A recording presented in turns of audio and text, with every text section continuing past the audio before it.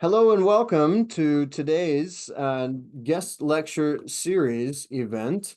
The Nebraska Department of Education puts on a wonderful guest lecture speaker series, and you can find that on the NDE website. There are links then to the speaker series YouTube channel, as well as the schedule of upcoming speakers.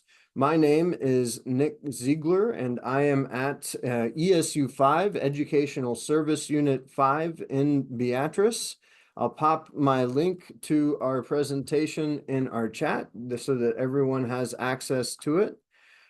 Today we will explore artificial intelligence in world language education.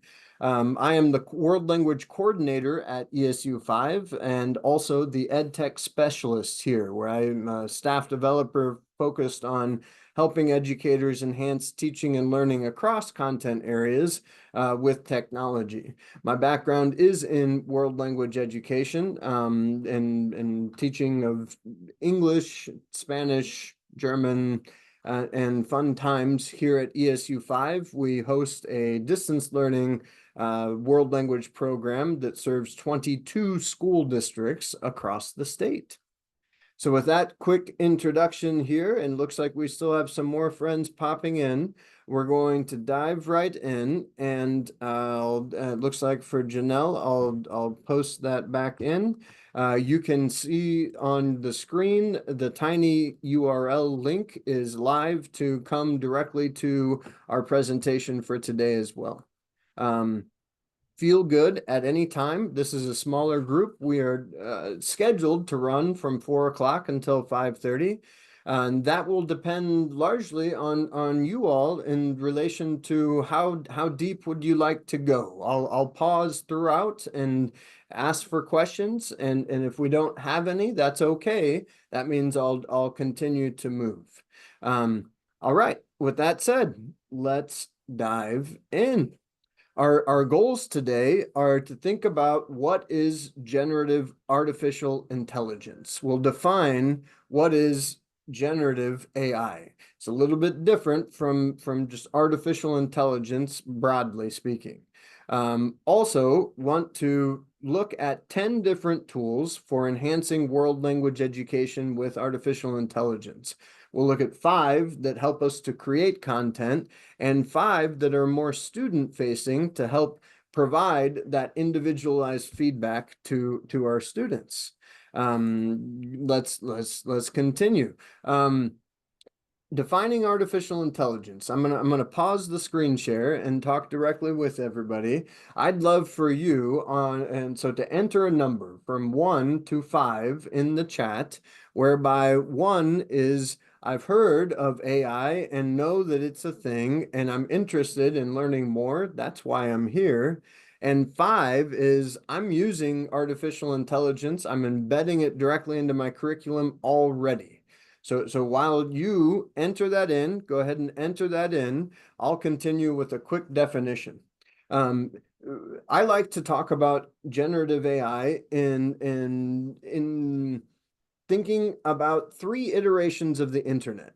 We started with Web 1.0. Everybody remember way back when you had to do the dial in and it,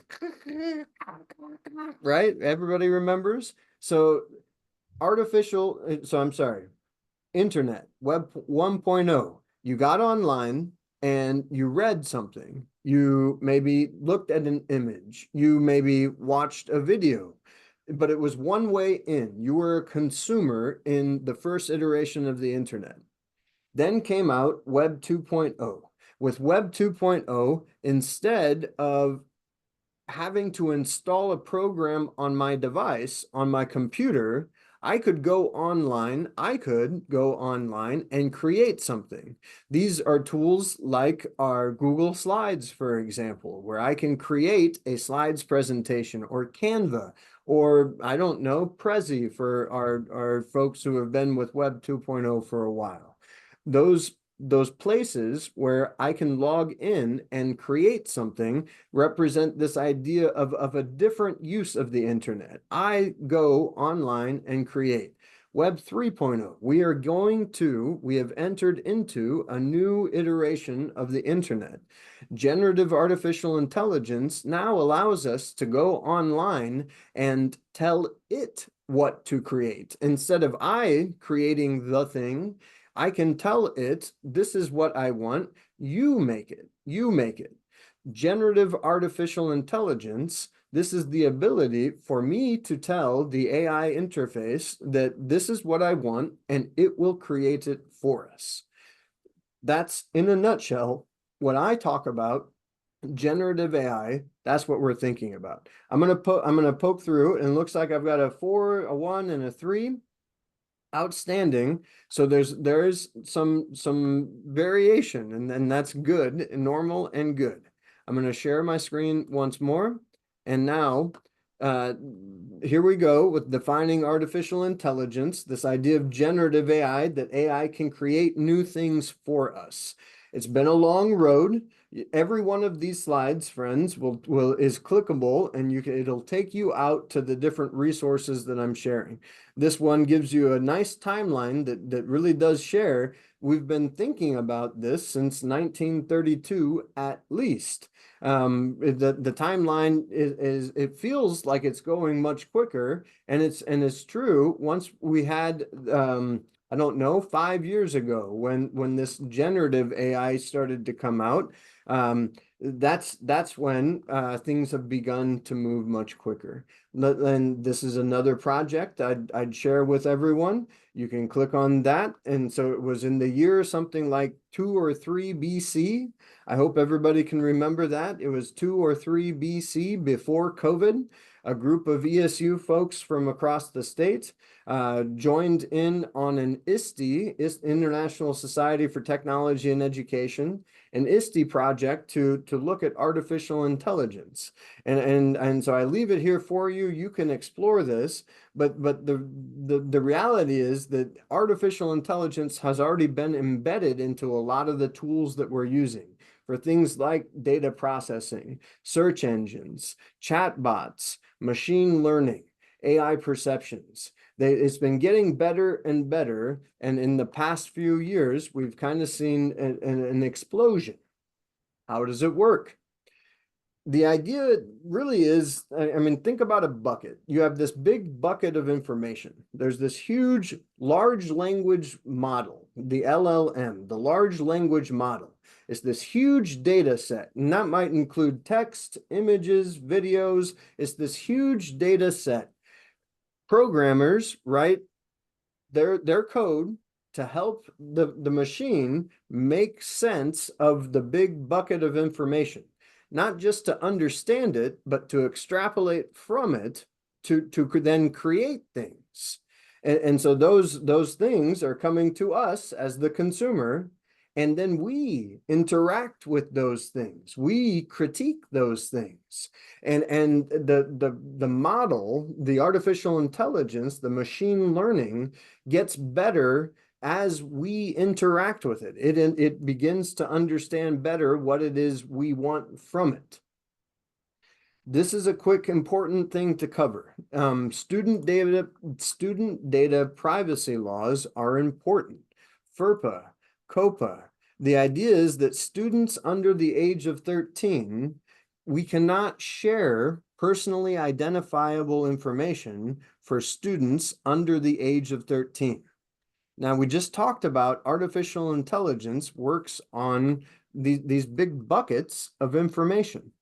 And it's very important for us to understand that we can't hand away our bucket. The difficulty is at the federal level, there's not really any guidance that is defining what we can and can't do with artificial intelligence in education or even more broadly.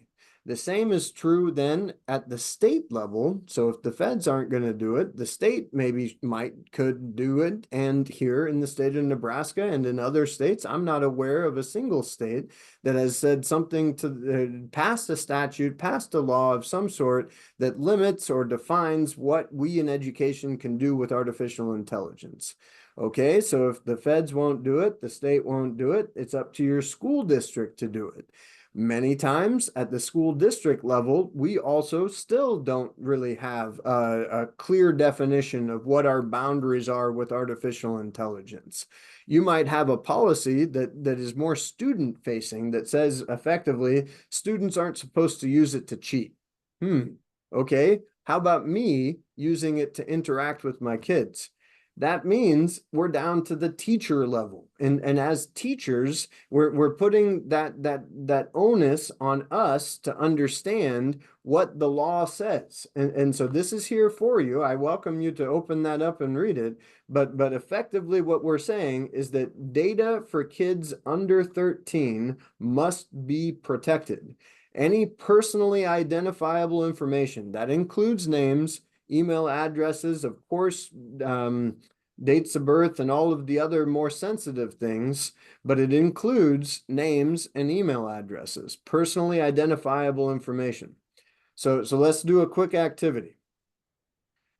As a teacher, so all of these tools are going to ask you for permission, some sort of permission to use them. And we have to protect our bucket. So as a teacher, this one is for Diffit, and this is actually a tool I'm going to show you.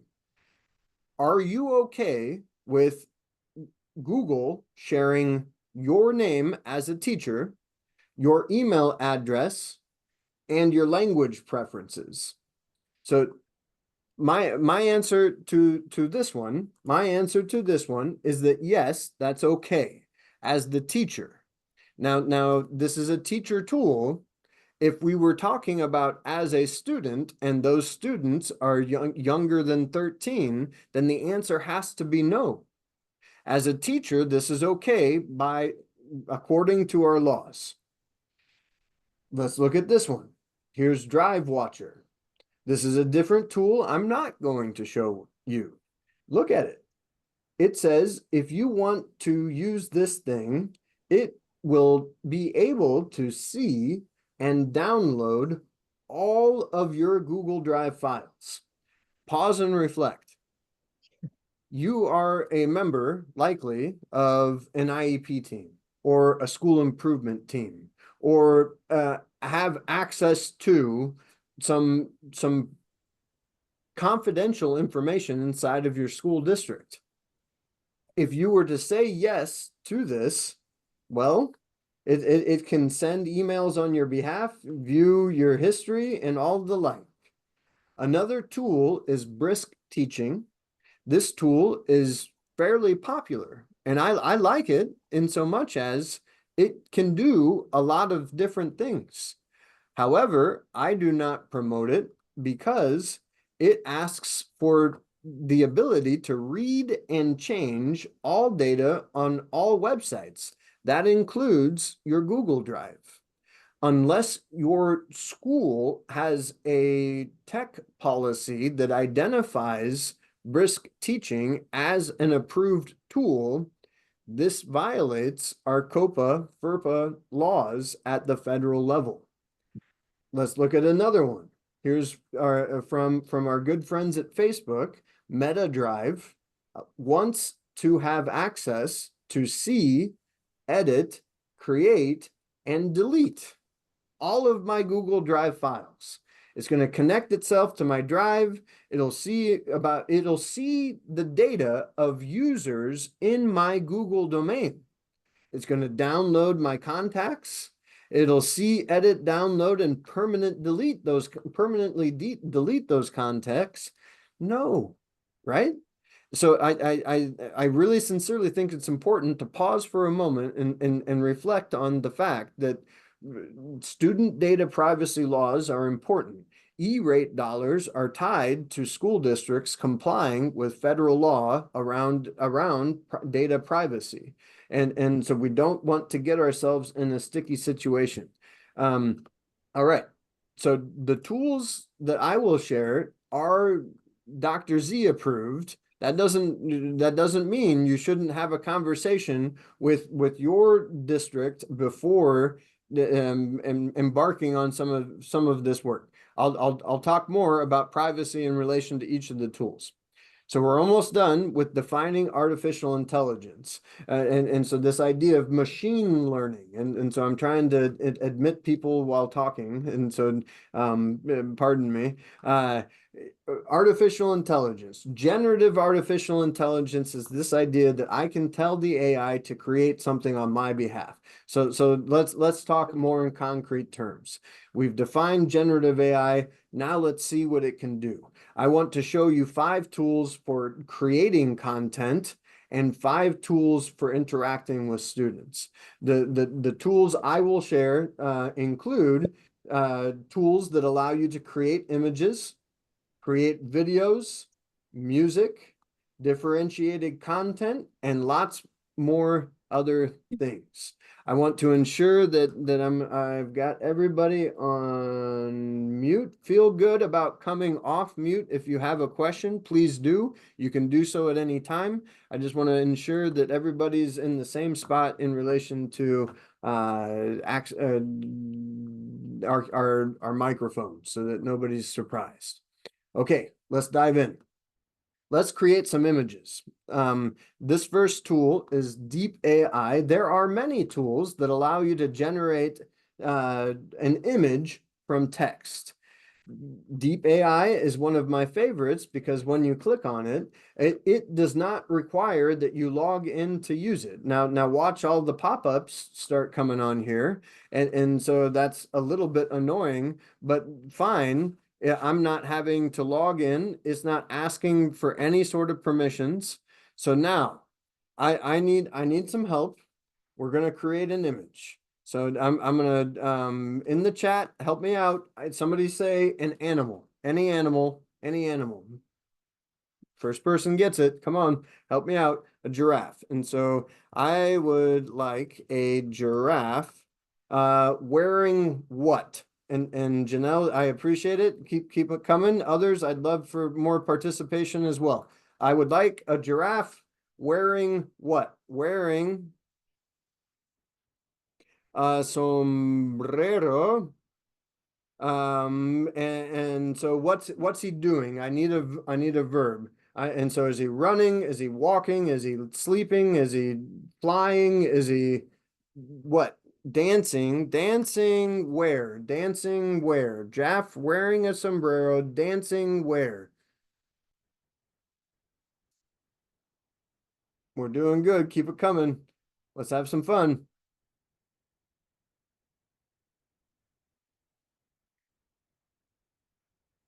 On the street. Thank you very much. On the street.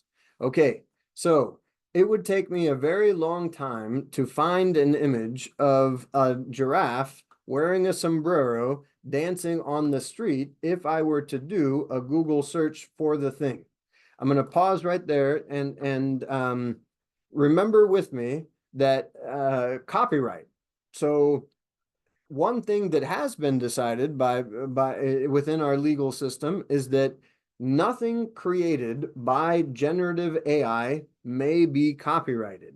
It does not belong to me. It does not belong to in this case, Deep AI, the tool. It cannot be copyrighted. And so I'm a huge fan of text to image because it would be very hard to find an image of a giraffe wearing a sombrero dancing on the street. But in just a moment, I can find that here. Why is this important? Why is this good? Well, I mean, one of my favorite activities to promote is as a quick bell ringer is that you have half of your students look at the screen and you have half of the students with their back to the screen. And now you show them an image, and that could be a culturally relevant image like artwork, and that's good and fun to do too. But sometimes it's fun to share an image of a giraffe wearing a sombrero dancing on the street. Student A looking at the screen describes the image, and student B with their back to the screen listens. It's a great interpretive task for them. It's a great presentational task for the other kid to then like share, produce the language so that they so at the end, you have the student who has drawn compare. Kids love it. Kids have a good time with it. And the more absurd it is, the more entertaining. A monkey on a motorcycle wearing a suit. You have the ability to generate just about any image you'd like. All right. This is Deep AI. You again, you have access to it. I'm going to pop the link right here to folks in the chat so that everybody has access to it. This is the link to our presentation. Okay, next up, we're going to create a video. This is called Vid.io, generating a video from text. So I'll open it up. So now, same idea. I'm going to need your help. I'm going to look at the chat. So help me, please. Let's make this relevant. What do we want a video about? Do you want to identify a grammar topic? Would you like to identify a cultural thing? Help me out in the chat. And so we would like a short instructional video that, thank you, Celia, that helps, that teaches Spanish to students common phrases to use when ordering food in a restaurant. Okay? Restaurante. Muy bien. A ver. So I'll press generate, and now it's going to ask me about I have a few different options, and so I can tell the video to be in portrait mode. I kind of like the square. I can have an individual with an avatar that's going to talk, and the mouth will move, and so on and so forth. Or I can select voice only. I can have it be an English speaker, or I could even come down and let's find Spanish. A ver, es Spanish from Puerto Rico, and I have a few different options. We have Karina y Victor. Great. And now let's go to the next one. So we've got the voice will be our friend from Puerto Rico, and so here we go. Cuando llegues a un restaurante, lo primero que debes hacer es saludar el camarero. Puedes decir, hola, buenas tardes, hola, buenas noches. So it's sharing. I have the ability to click on rewrite, and I can change. So this is Spanish to students, right? And I can click on rewrite and see what it does. I can also change the text by simply typing directly into this space. So I can start off with hola, buenas tardes. I have the ability again to change that text. Next up, I click on continue, and it starts the magic. It takes just a moment, so we'll come back to this tool in a moment, and we'll check on how well it did. Next up is sincerely one of my favorites. This is Suno. This is creating a song from text. So when we open this one up, this one does require that I log in as the teacher. The last two, thinking about privacy, the last two tools did not require me to log in. Suno allows me in 200 characters to create a song. So very good. I need help once more. We're going to create a song.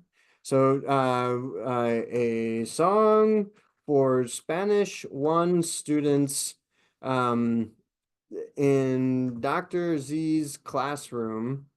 And so we need to define the genre. Give me the genre of music. Help me out, please. The genre. What kind of song? Pop, a pop song. And I like to say things like a fast pop song for Spanish 1 students in Dr. Z's classroom. And so this is inspirational, include phrases like, I don't know, ESU5 and we've got another friend popping in, ESU5 and amazing educator. I don't know, let's say amazing students. And I don't know, we want to say, help me out. What's one more phrase in the chat? We're gonna do it. One more phrase you want to see in this song.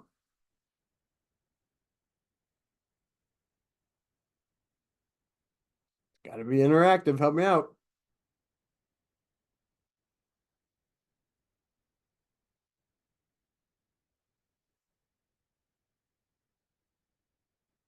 It's spring. Okay, there we go. I have 200 characters that I'm able to use when creating a song inside of Suno. So when I click on create, you with the free version get 50 credits every day. You have the ability to create roughly 5 songs every day. It will give you 2 versions of every song you create, and then you can select the one you like. Now think about that with me. And so this is a good example of the AI learning from me. So the song that I choose to share out, obviously, is the one that I liked better. And it then works later on to refine the process to create things that it thinks I like. I have to stop the share for a moment so that I can click on share once more and then share my sound and then share. For those who just popped in here, who just joined, I'm going to poke the link. That's the link to Suno. Let's poke the link to our presentation for those who just joined. And now let's check out the song we just created. So here is La Primavera Brillante. Interesting. I didn't tell it to put it in Spanish, but it looks like. Here we go.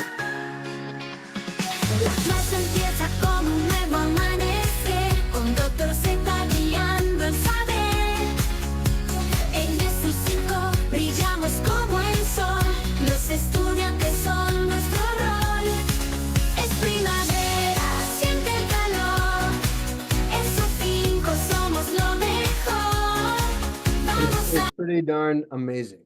This is absolutely one of my favorite tools. You can create a theme song for every day. Every week, you could have a different theme song. Connect it to your curriculum. So create a theme song for your curriculum. We have used this to create grammar jingles. We don't really grammar hammer in my program, but every unit does come with a focus on form, a grammar construct that we are tying in context. So we have created jingles that help students remember those grammar constructs. It's an absolutely amazing tool. All right. I'm going to come back and it looks like if I click on participants, we're doing just fine. Nobody's waiting in the waiting room. We're good. All right. So this is Suno, one of my favorites. I have also used this with in my family. Every one of my kids has a theme song. Changes every month. We have a good time. They've done it for me too. Okay. Let's come back and let's look at how well our friend Vid.io did in creating a video for us. Hola, buenas tardes. Cuando llegas a un restaurante en un país de habla hispana, es importante saber algunas frases útiles. Primero, puedes decir una mesa para 2, por favor. Cuando el camarero te trae el menú, puedes preguntar qué me recomienda. Si ves algo que te gusta, simplemente di me gustaría. Seguido del plato, como me gustaría una paella. No olvides pedir la bebida, me trae una soda, por favor. Y cuando estés listo para pedir la cuenta, usa la cuenta, por favor. So the first time I saw this one, my jaw just, it just dropped. The way this works, we told it in like one sentence what we wanted. It then generated the text. You saw it. I have the ability to type right over the top of it, and it then changed. So I can edit the text in any way that I want. I can use what it generates for me directly, or I can come and say, no, this is exactly what I want. So for example, those phrases, think about your curriculum. You could have changed the text to include the specific phrases that you are trying to help students learn. Then, so it's got the text. It then uses that text to identify keywords and search for open source videos. There are many Creative Commons licensed videos that it then finds and splices into the video in a way that, I mean, let's continue watching for just a moment, is Si absolutely. te gustó la comida, puedes decir estuvo delicioso, gracias. Recuerda, la cortesía siempre cuenta, así que un por favor y un gracias son esenciales.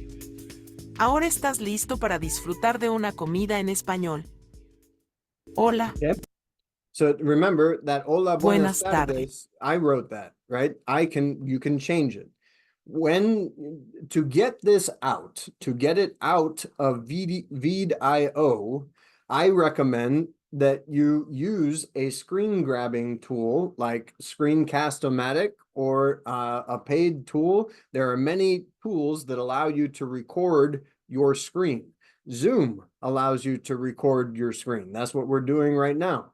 And remember with me that any content generated by artificial intelligence cannot be copyrighted. So I don't even feel bad about not signing up for this service.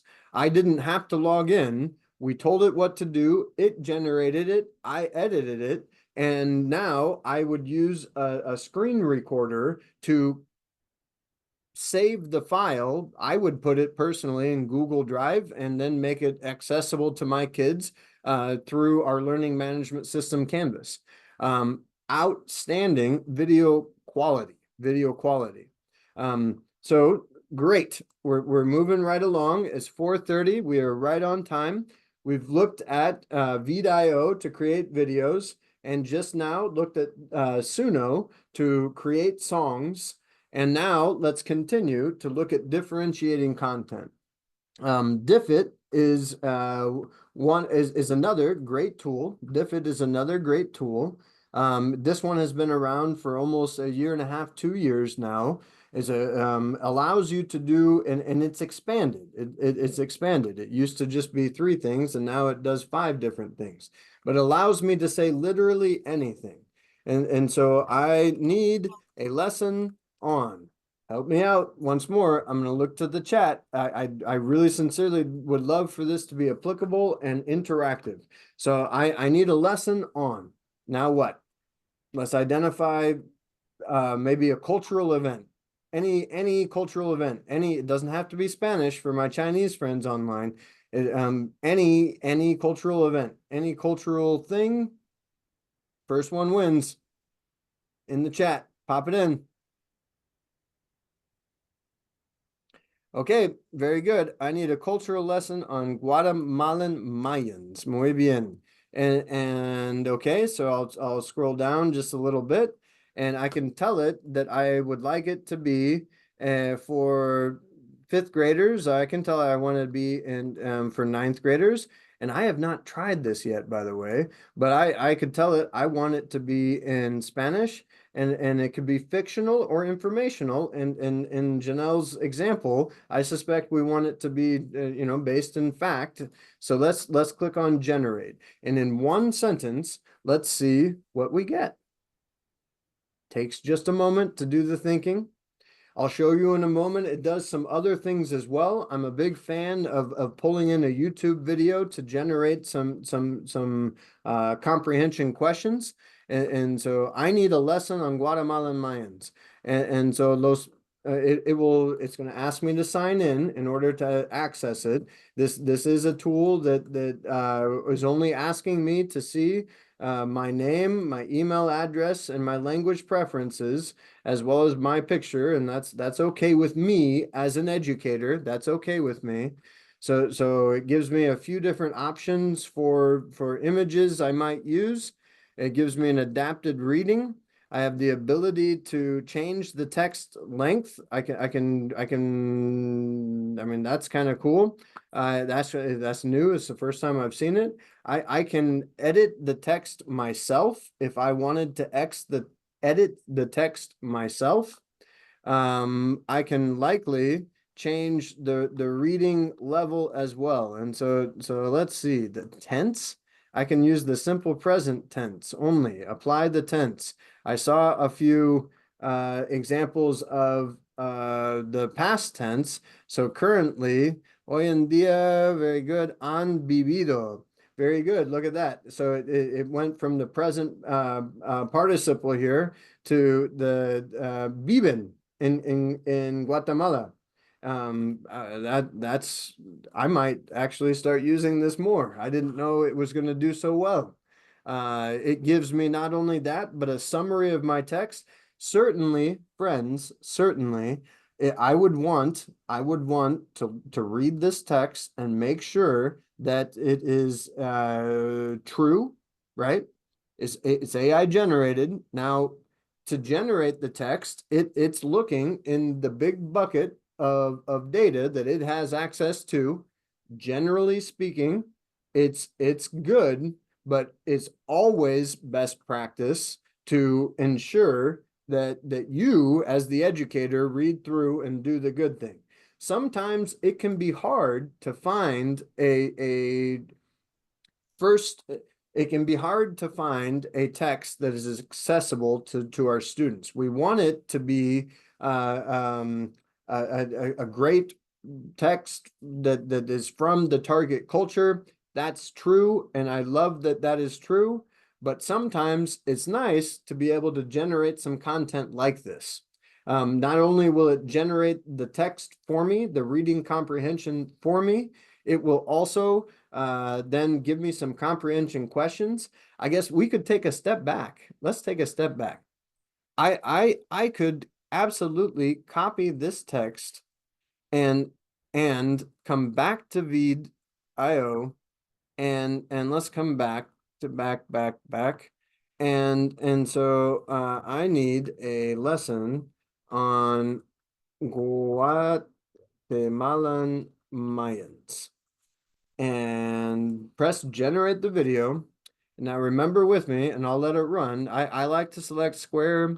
I like to then take off the avatar. I don't personally like the person standing on top of me. And then I also, so we still have the Puerto Rican Spanish. That's good. So now it's going to generate the script.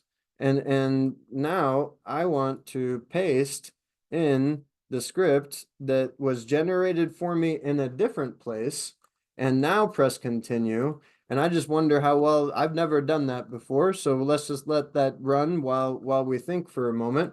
Okay. So it's created an adapted reading passage for me. I'm going to scroll down just a little bit. It also creates multiple choice questions. I have the ability to add questions. I like to have, like, I don't know, 7 to 10 questions in a comprehension experience. So I added 5 more, so there'll be 8.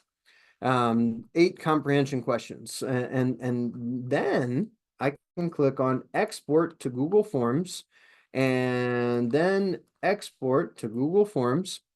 And I'm okay with it creating something, right? Here's my permissions. It's going to create a Google form for me. Great. Okay. It has some access. That's good. It's going to generate it for me, and then it'll pop it open. Yes, please. It's generating. Open the Google form. And inside of my Google form, it's got the image that I selected, and it has the adapted reading passage. It also has our summary. Now, let's say I don't want the summary there. That's okay. In your Google form, you can just delete the things that you don't want to be there. I don't personally want to read the students' responses, so I'll just, do away with the open-ended responses. I'd like it to be a self-graded quick comprehension thing.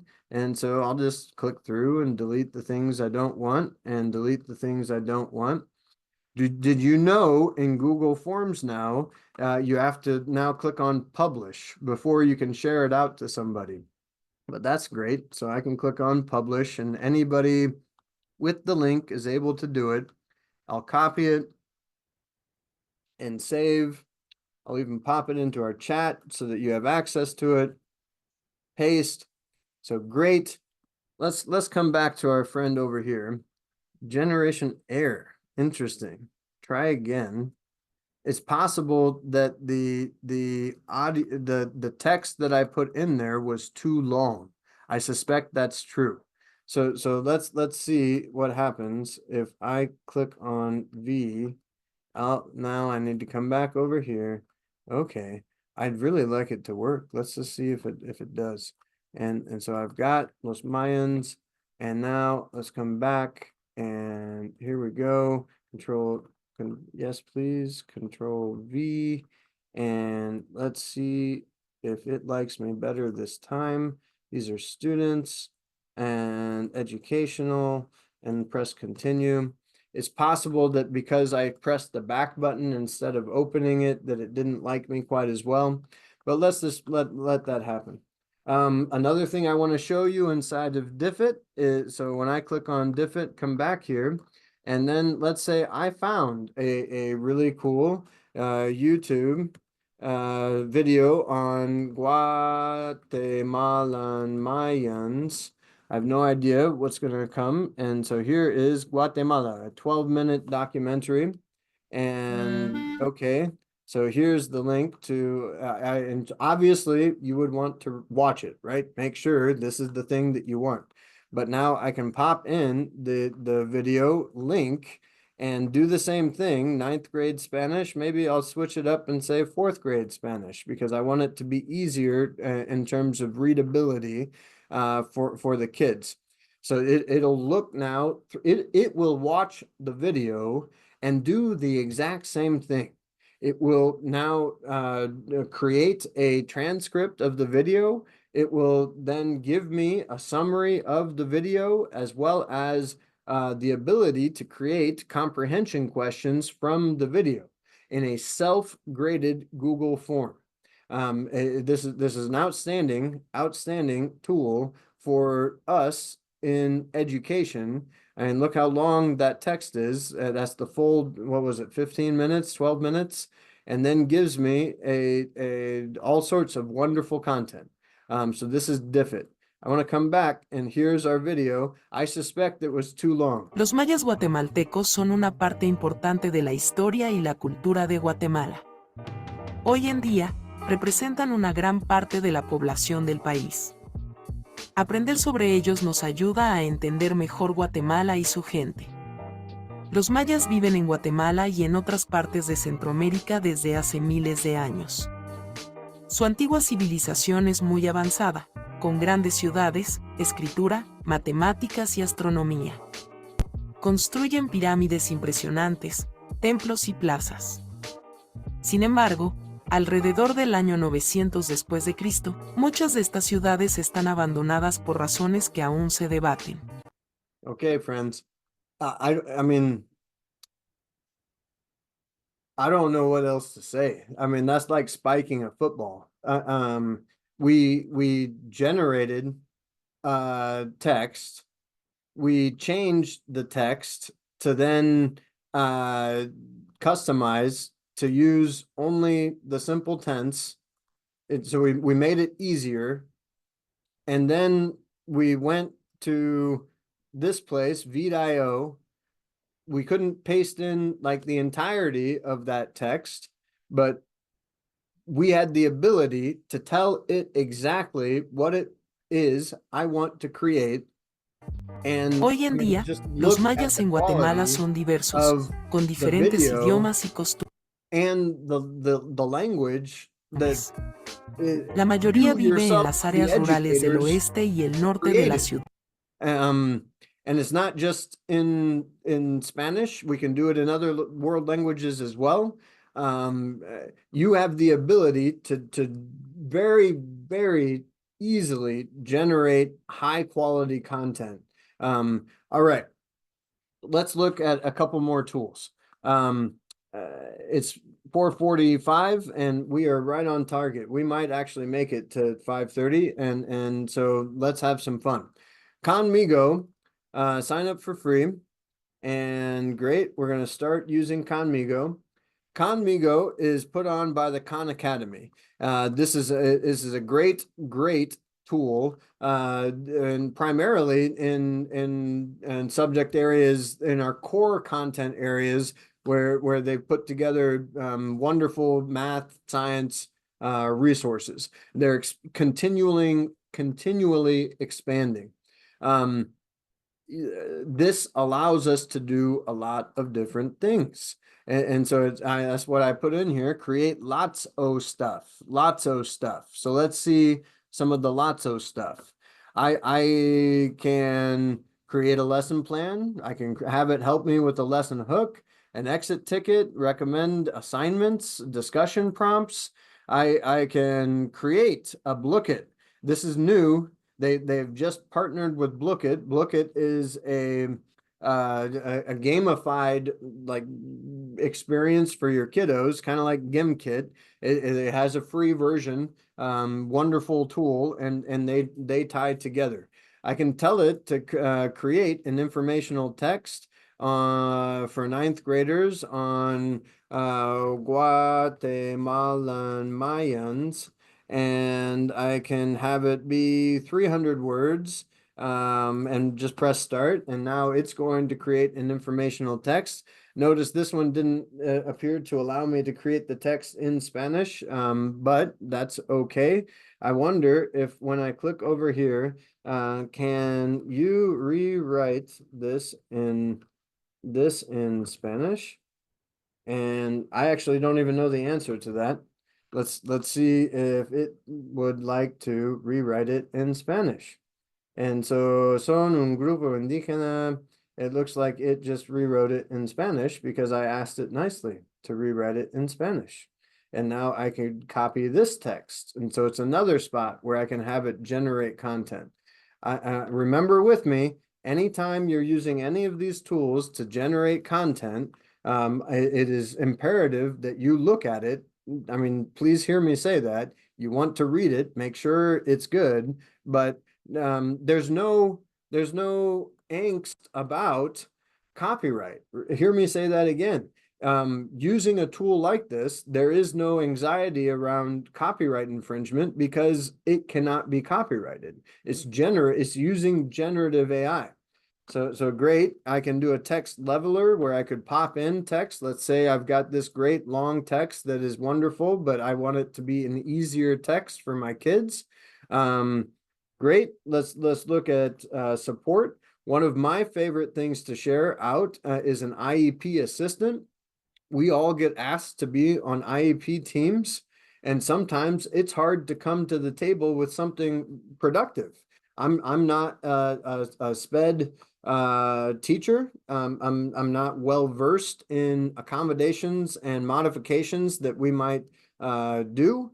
So ninth grade, and let's say English, and that they have, I don't know, I'll just pick one, autism, and Control C and Control V, and then current challenges. I don't know. I'll pick that one, and current strengths. Let's see, they're good at math. We'll just pop that in there, and now I can press start.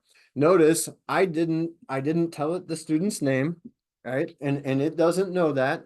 Obviously, with any information that is confidential, we have to keep it confidential. I'm not suggesting that you would, as an IEP team, take this and say, this is the only thing we're ever going to do, but rather suggesting that I, as an educator, might want to be able to come to the table with the ability for I'm seeing that this says the video meeting is being transcribed. And so I'm gonna pause for just a moment and look in the chat. Conmigo is free. It does have a free version. It is free. It is not paid for. Good question, our friend here. Yes, you have to sign in using your Google account. Using a Google account, you can sign up. It is free. Thank you for the question in the chat. And good. This meeting is being transcribed, and so that's okay with me.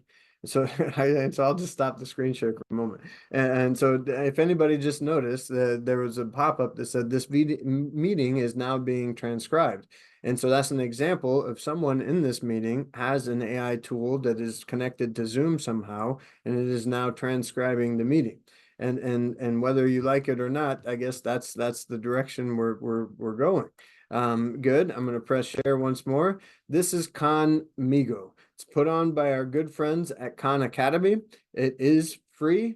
It is a way in which this is a tool that allows you to do all sorts of different things.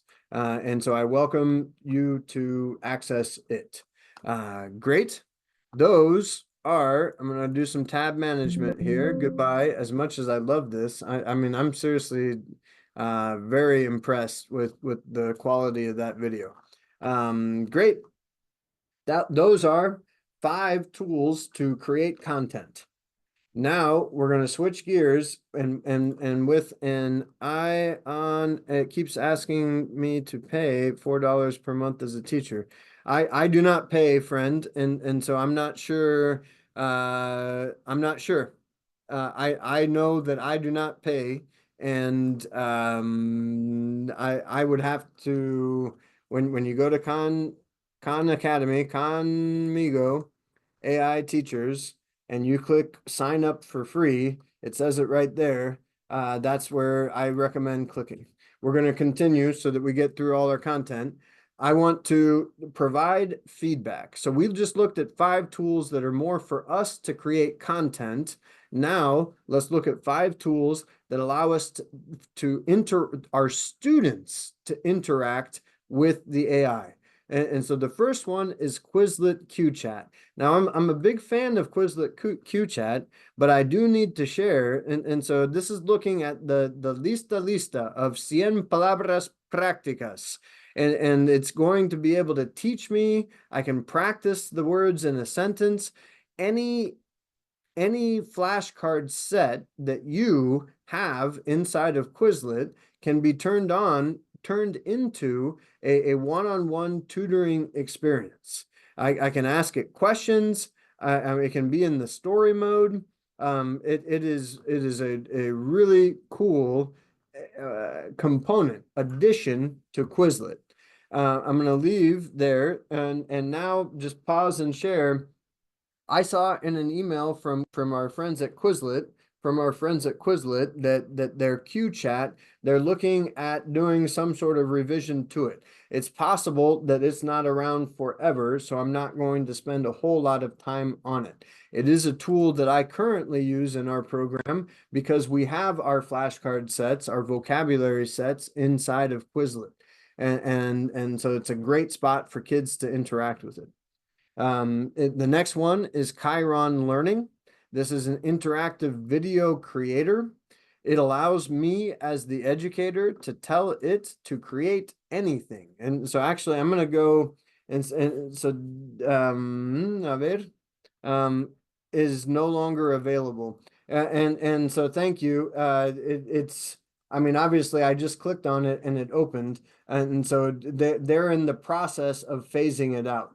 And so I believe you're right, and that's what I just shared as well. They're in the process of making some changes there.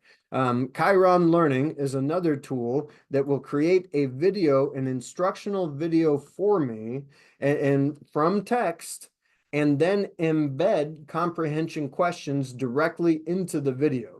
It is very easy. I can make it In my Spanish, own. objects that receive the action directly in a Dice, sentence are replaced by direct. quick because we don't. Which direct object pronoun would Okay. best replace the noun last month? So notice there was a content slide where it created the content.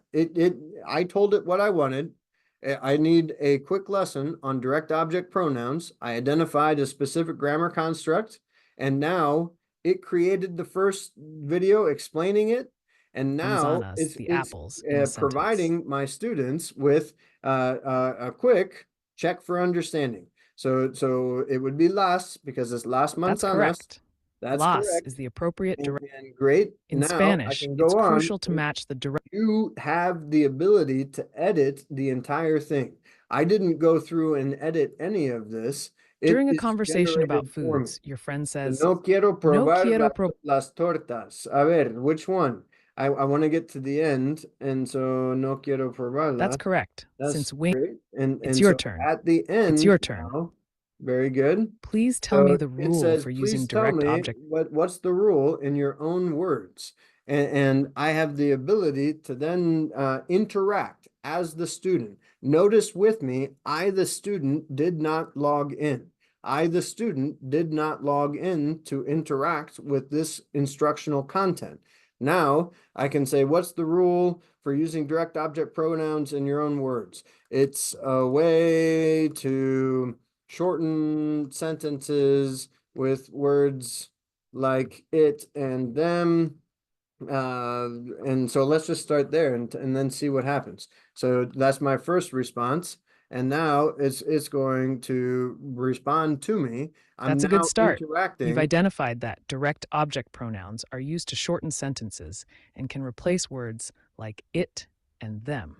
Now, let's dig a bit deeper into how we choose the correct direct object pronoun in a sentence. Considering the examples given, what do you think determines the choice of pronouns like lo and las in Spanish? Think about the characteristics of the nouns they are replacing. There. Okay. How amazing is that? It's an interactive thing on a video that I created. I mean, if you have kids, like I have kids who sometimes struggle with grammar constructs, and we don't want to beat a grammar horse dead in the middle of class. Can we integrate content? Can we integrate the content that general AI created into our LMS? And so for my friend who asked this question, one, yes, you just need to share the link. But two, if you're talking about greater integration into things like getting data and having the results go into your grade book, then likely no. It depends on the tool, but it also depends on the learning management system. Can you use this in your learning management system with your learning management system? The answer is yes, most certainly. You just need to provide the link to the thing that you created, and kids can interact with it.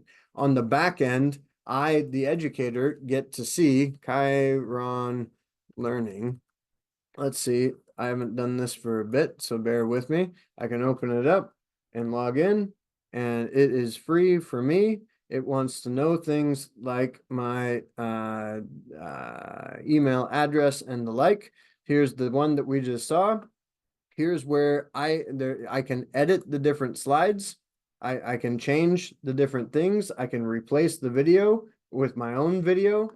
I can change it all around. But I want to show you the analytics side. 6 students struggled. Oh no. And we don't know who the kids are. That's a difficulty in so much as we don't know who the kids are, but I do get to see that this person incorrectly matched the different things. And so I get to see some data on the backside with Chiron Learning. This is a tool I've begun to use, but have not used it extensively. Another tool that we have embedded into our program is Class Companion. This allows me to give rubric-based feedback to my kids. So I can upload a rubric like spelling, accent marks, punctuation, and sentence structure. And so I don't, I don't know about you guys, but I don't give my kids an essay question and expect that if they're going to go home, that they aren't going to use AI to write the essay for them, right? Let alone like Google Translate or some other translation service. No, no, no. In our program, once we get to the presentational mode of communication, students start with a rough draft by hand. They then, and we have started to incorporate, I mean, let's pause there and just reflect. How good, what is the quality of the first drafts from your kids? It's not always perfect. And that's not the expectation, right? Especially in Spanish 1 or Spanish 2, where we're targeting the novice mid or maybe the novice high level of proficiency. The expectation at those levels is that kids are making lists, maybe making sentences, but there will most definitely be mistakes. So instead of my educators getting a first draft that is less than good, we are using Class Companion to provide a first round of feedback to kids, because let's also be real, how good is it when we engage students in peer review in a Spanish 1 classroom? When we have students who don't know necessarily what they're doing wrong, providing feedback to other students who did something wrong, there's not while I like that in theory, in practice, it's not always the most effective use of time. So we use Class Companion for students to log in. Hear me, please. This is a tool that students must log into. So students must be 13 years older in order to use this, unless your district includes Class Companion in its list of tools that your parents in your school district are signing off on. So this is looking at high school kids. We have high school kids, but it's a wonderful way for kids to get a first round. So kids write by hand their first draft. Kids then open up a digital document. I want to see the first draft by hand. Kids then open Class Companion to enter in their first draft to get almost sentence by sentence feedback. They enter then the refined text into a Google Doc for my staff, our teachers, to then look at and provide teacher feedback on. It's not always perfect. It's not always perfect. But it has made those first drafts significantly better. Next one I want to share is Curipod. Curipod is a really cool tool, and when you click on that, it takes you to an example. So let's go to Curie.live. This is where students would log in. I'll show you the backside of it. I like Curipod a lot because it is a tool that not only will allow me to generate a lesson based on whatever it is I would like. And so I want a Spanish lesson for, I don't know, 7th grade. And I want, let's continue with Guatemalan Mayans. Focus on history, culture, sites, and then let's just press go. So it'll take, oops, unable, different phrasing, clearer language. Okay. Focus on, so pyramid sites, pyramid sites. And this is for high school Spanish 1. Let's see if it likes that better. I don't know. Maybe, oops, doesn't like it. Different phrasing, clearer language. Focus.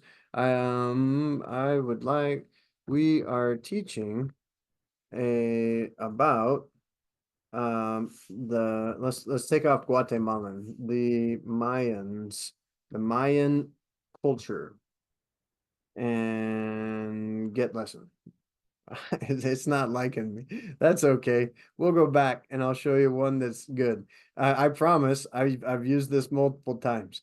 I'm going to open up. This is the one I used for Nebraska's World Language Day. So I wanted to share the path to proficiency. I wanted to share what's expected of students directly to students. And so just notice with me, there's content slides. And then and so there's content slides. Now this content slide was partially created by the AI. I revised it. I did these things.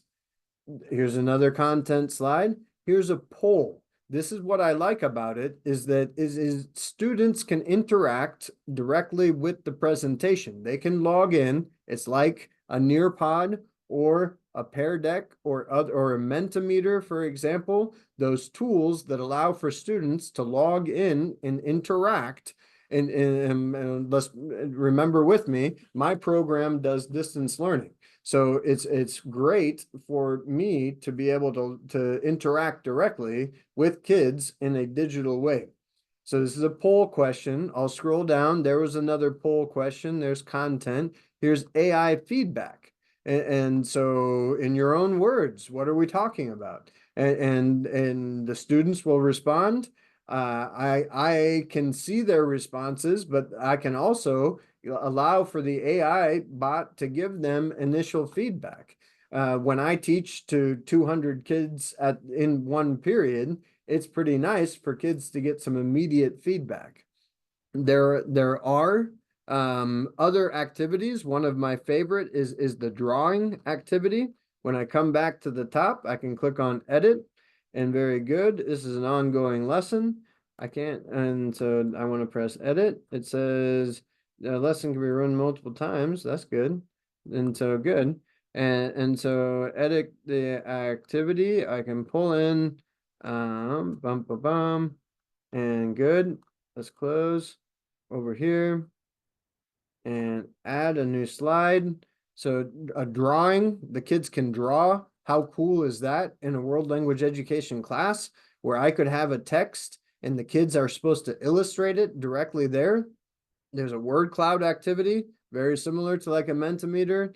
AI whiteboard where I can tell it. So the AI is going to give kids feedback on their drawing. AI feedback to open-ended, poll, and open question, pretty darn cool. Not only is it cool because it can help you create the presentation, but two, the interactive activities are outstanding. I'm a big fan of Curipod. Maybe my favorite tool I've saved for the end. School AI. So the next step in artificial intelligence, you're going to start hearing a lot more about agents. If you haven't already heard the term agent referencing artificial intelligence, you're going to start hearing it more frequently. This is the idea that there's an AI chatbot, and so we could name a few. You've got Gemini. I don't know. You've got Chat GPT. You've got inside of Twitter now X, is it Grok or Groks or something like that? There are multiple these big chatbot, artificial intelligence, interactive tools. An agent utilizes that open source framework to then become a specific kind of interaction. And so it's limited by you. You tell it, this is the purpose of this space. School AI is absolutely amazing.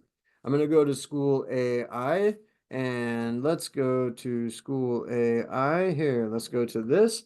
It will show you that I am logged in. And if I go, I don't know, to manage my profile and just glance at my profile, you can see that I have created 82 different spaces that we embed directly into our Spanish program. A range of interpersonal and interpretive tasks. I have an OPI simulation. There are many different things. So what does that look like? I don't know. Let's look at I've also done presentational feedback. I'm going to pull one up that I've created more recently. Let's go to ESP and fine. Let's look at this one. And so I'm able to, it says right here, welcome to Spanish 2 Unit 8. This is interpersonal. It's an engaging space designed to have kids interact in a food market. Kids and blah blah blah. Let's look and see what it does. Okay, so I can click on start the preview. Here we go. Hi there. We're about ready to dive into a fun activity. Imagine you and I are friends meeting for lunch in the Zocalo of Mexico City. We'll chat about street food and then decide what we want to eat. You ready? Sure. Okay, so now I'm interacting with the agent. Hola, estamos en el Zócalo. Hay muchos vendedores de comida callejera. Veo tacos, choripán.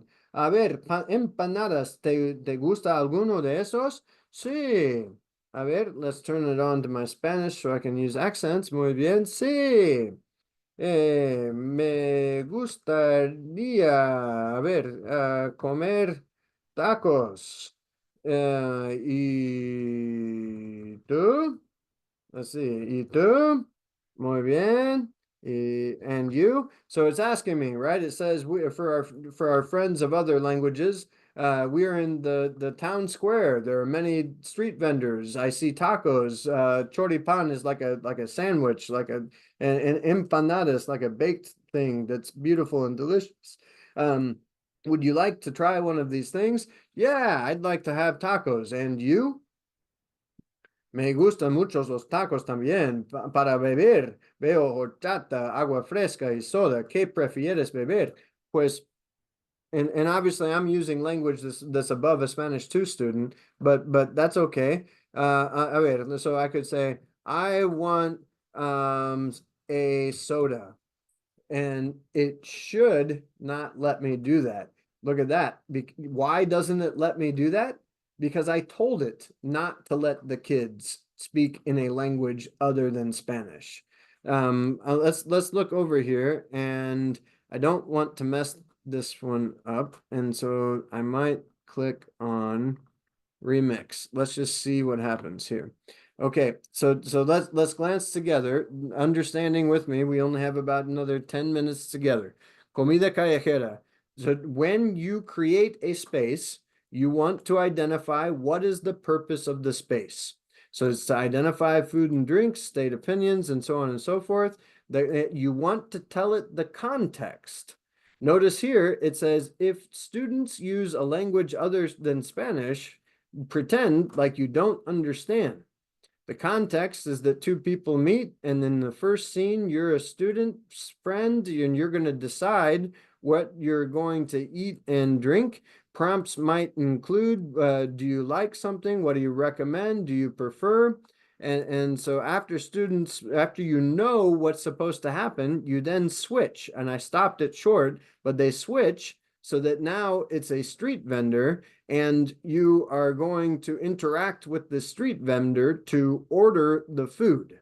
So you're able to do multiple scenes when money is exchanged. And so it's a whole mock experience of kids interacting with a friend at first and then going into an interaction purchasing food.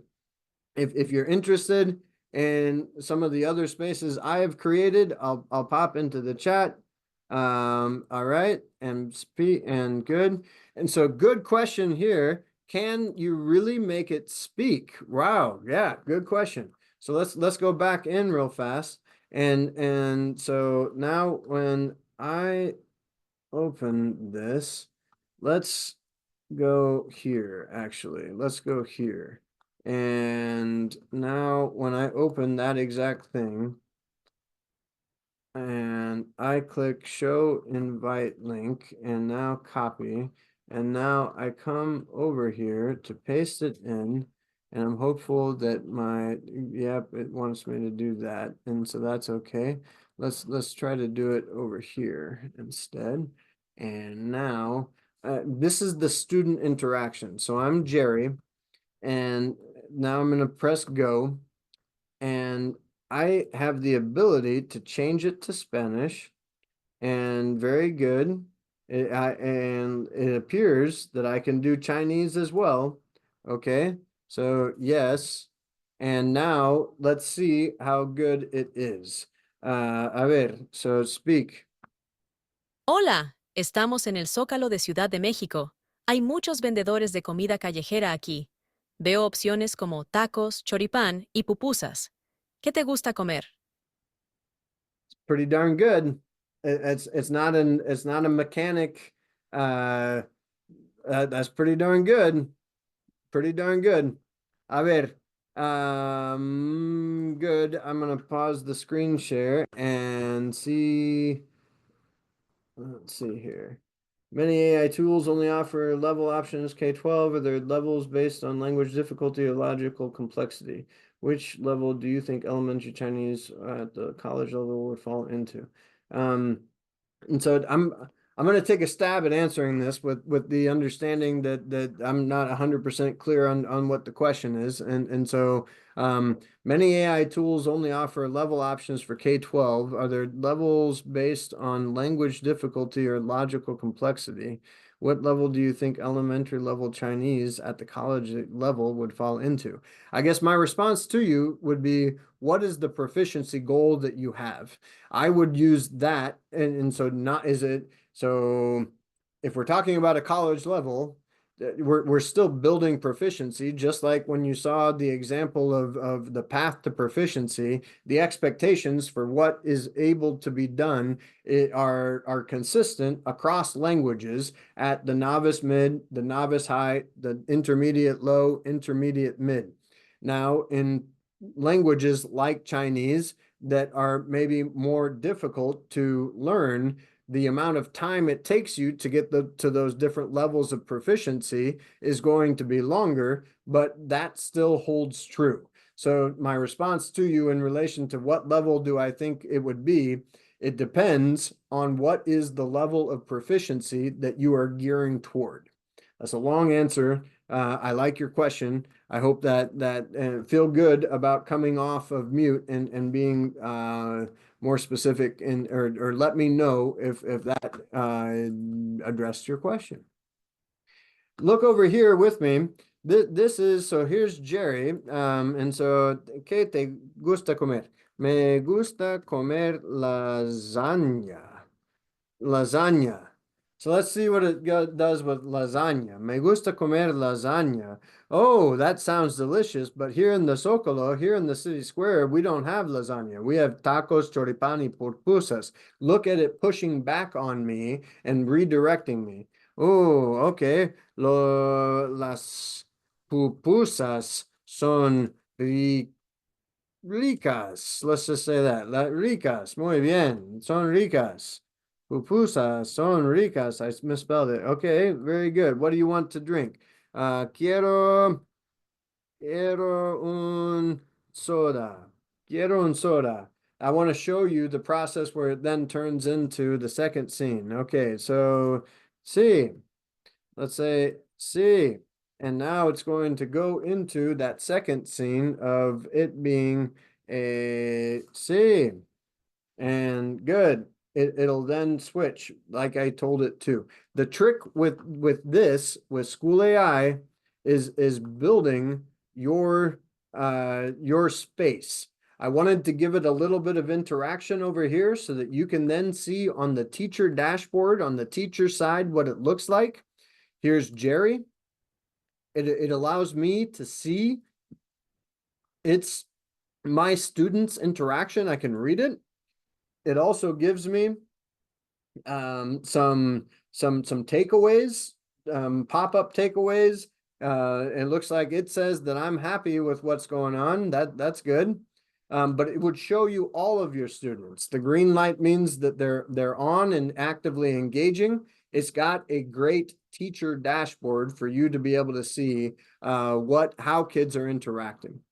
All right, here's the link to some examples for your own playing. When you create a space, it's important to think algorithmically, identify the purpose, be clear, provide steps, tell it if this happens, then I want you to do that. Tell it if it's wrong, what do you want it to do? If it's right, how would you like it to happen? My interpretive tasks are written such that it gives you a text, it then asks you questions, and if you get it wrong, if you get a question wrong, it will show you the specific sentence in the text that addresses the question that was asked and invite you to try again. It's a process of creating your own space. When I get into that. And so, good. We are right at the end, and we're leaving time for some questions. I'll open the chat back up in just a second. Today, we defined generative AI as the third iteration of the internet, whereby the first iteration was that beginning, where you logged in, you read something, you saw something, maybe a picture, maybe a video. Web 2.0, you can go online and create things yourself without installing a program on your computer. We are to the third iteration, whereby I can tell it to create things for me. That is the definition of generative AI. I tell it to do things for me, it does them. We looked at 5 tools for generating content, things like text to image, text to video, text to song. We saw the ability with Diffit to pull information in from like a YouTube video to create comprehension question. We even did a mashup of generating text inside of Diffit from a simple prompt to then simplify the text to turn it all only into the present tense, to then push it back into the video creator. And wow, that was a pretty high quality video that I have the ability to create in pretty short order. It would take a long time for me to find exactly the video I wanted to show to my kids if I were spending significant time inside of YouTube searching through content. Instead, I can just create what I want. It's not copyrightable, so I don't have to worry about copyright infringement. We then saw 5 tools to help to have kids interact with AI. One was Q Chat, and it's true that one is sunsetting or in the process of rebirth. I don't know, but Q Chat we saw. We saw let's see, we saw Curipod for engaging kids in an interactive presentation, Class Companion for that rubric experience, Chiron Learning for an interactive video, and sincerely my favorite, we saw School AI, which allows you to create a space for kids to interact. Notice with me, kids did not have to log in. I signed in as Jerry. I could have said my name is anything, and it would have been that, and it would have been accepted. Thank you for joining me today. This is where you can find me. That's my email address. I'll open the floor to any questions. I'll look through our chat. Thank you, Amanda. Thank you very much. You got to email me, Amanda. Thank you for joining. I look forward to catching up with you. A ver, Wenying, do you happen to know whether there's an AI tool to convert text into multiple readers or speakers? And so go ahead and come off mute, please, and I can help to answer this question. Is there a tool that can create a series of still images that illustrate a story? So we saw the ability with text to image. We saw a ver, I think, am I sharing? I'm going to share my screen and share my screen. So in relation to creating, let's come out of the presentation mode and come back up here. We saw text to image with Deep AI. And another one is Pick Lumen. I like Pick Lumen a little bit better. It requires you to sign in, but I like it a little bit better in that if you're trying to illustrate a story, it allows you to set an image as like the template, as the background, the template, and then it will build off of it. Good. Thank you all. Is there another question? Many AI tools session is really helpful. Thank you, everybody. Thank you for helping with the certificates. I appreciate it. Okay. For example, if we want to generate reading material for an elementary level college students. So I guess first off, I wouldn't call I wouldn't call, so I assume you mean like a novice level. I wouldn't use the word elementary, so I'm going to assume that's what you mean. A novice level college students. If we want to generate, so please, I would love to help you. Come off mute and help me understand what tool are you talking about, and if you would like me to help you to, yeah, go ahead. Go Yes. ahead. Yeah, thank you for the wonderful sharing presentation. But when I try to generate some reading material for my students, yeah, you're right, for the novice level students or the beginning level students, if I choose like 5th grader or 12th grader, it's more like the language itself is so complex, you know, so Okay. students cannot understand. But if you choose 1st grader or 2nd grader, is like so the language is easy, but it's so childish sometimes when it generated. Mm-hmm. I'm Okay, not sure so which let's level come should over I here. choose. Yeah, Let's like look. the defit. Yeah, Let's look. You tell me which one, top or bottom? the top one. Top one? Okay. Yeah. So now let's do a reading passage on the Great Wall of China. And so let's just see what happens. I'm gonna press go. A reading passage on the Great Wall of China, and I told it to create Chinese at a 4th grade level. And sincerely, with sincerity, Chinese is not one of the 4 or 5 languages that I speak, and so I'm not going to be able to like assess the quality like you will be. But let's see how well it does. I just chose Diffit because this is okay. So I'm able to customize this to, so I guess my first question is, as you look at that, how'd we do? Yeah, it's too difficult for the This beginning is level too student. difficult. So now let's come to writing style. Okay. And let's come to tense. Let's use the simple tense. It's not the tense, it's the like the vocabulary is too Okay. So hard. so good.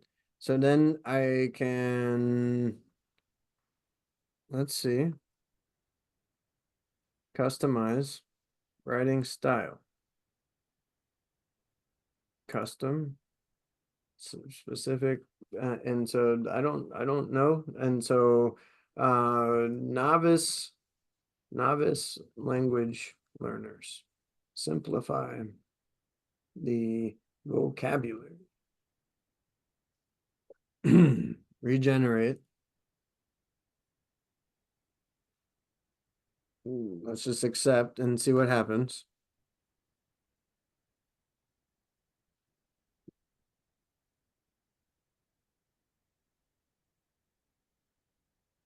Are you, how'd we do? I really don't Yeah, know. it's better, but it's still hard. It's like Good. for in your case, you're teaching Spanish.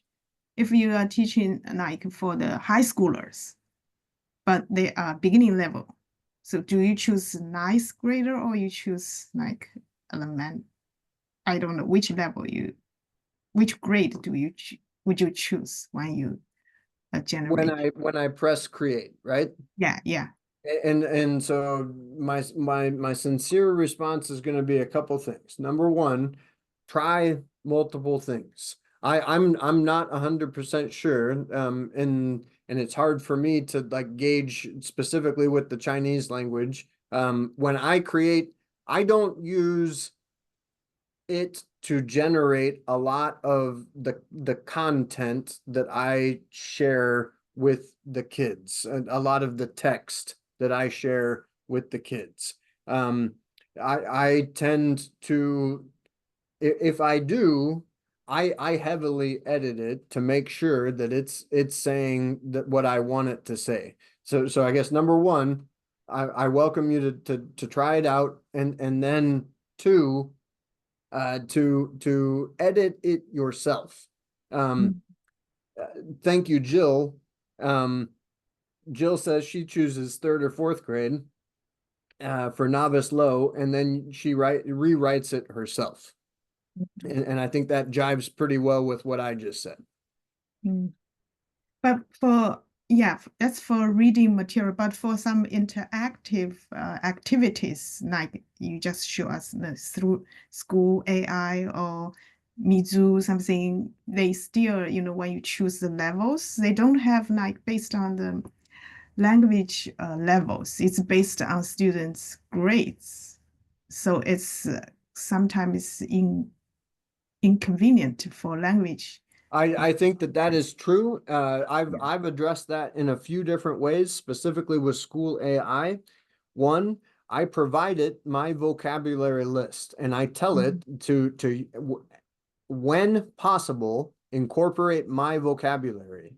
And so, for example, I'm gonna come back to share my screen and let's come to school AI and show you an interpretive task.